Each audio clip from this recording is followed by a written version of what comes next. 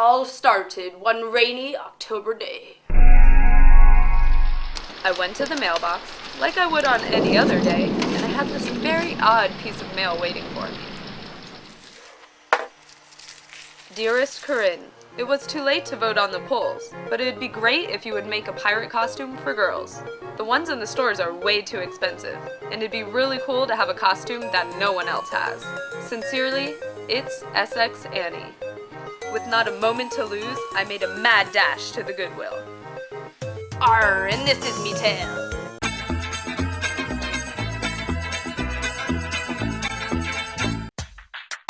With me first piece of treasure, these old leather pants, I started by ripping them apart at the inseams. Then, I cut off the zipper and top band and pinned the two legs together.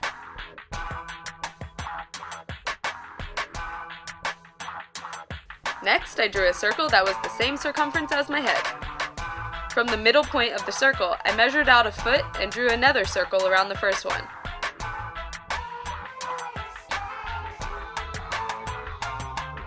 No worries if it's not perfect. Using my handy-dandy rotary cutter, I cut out the big circle, then cut out the smaller circle. Next, I took out some dental floss cause it's waxed, and leather needles cause they're sharp, and sewed the two pieces together.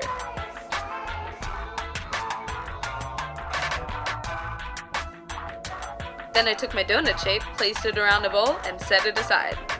Next, I cut out a band with my same head measurements that was about 2.5 inches wide.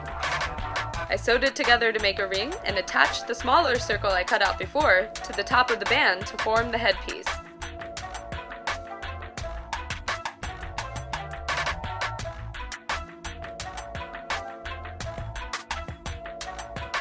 Then I placed them on top of the donut and sewed them together.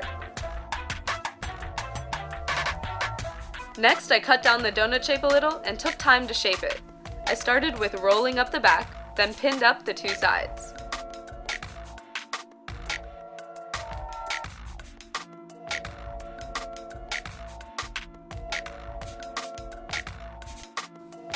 Once I was sure it was how I wanted it, I sewed it in all the spots where I had pinned.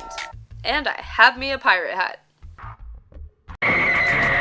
Don't worry, there's still time to order your costume, as long as you go to Moon Costumes. They have over 14,000 Halloween costumes, masks, wigs, and party supplies in stock, and at the lowest prices, guaranteed. mooncostumes.com. Use the coupon code VIDEO99 for up to 10% off. Don't you dare go anywhere else. With some of the leftover leather, I placed it around my midsection to get an idea of how long it should be. Then I cut it down to size. Next, I folded the two opposite sides in about 1.5 inches and sewed two parallel seams that were about 1 inch apart from each other. I cut 4 holes down both sides in between the parallel seams for a total of 8 holes. Then I cut off a long piece of ribbon and laced up me corset.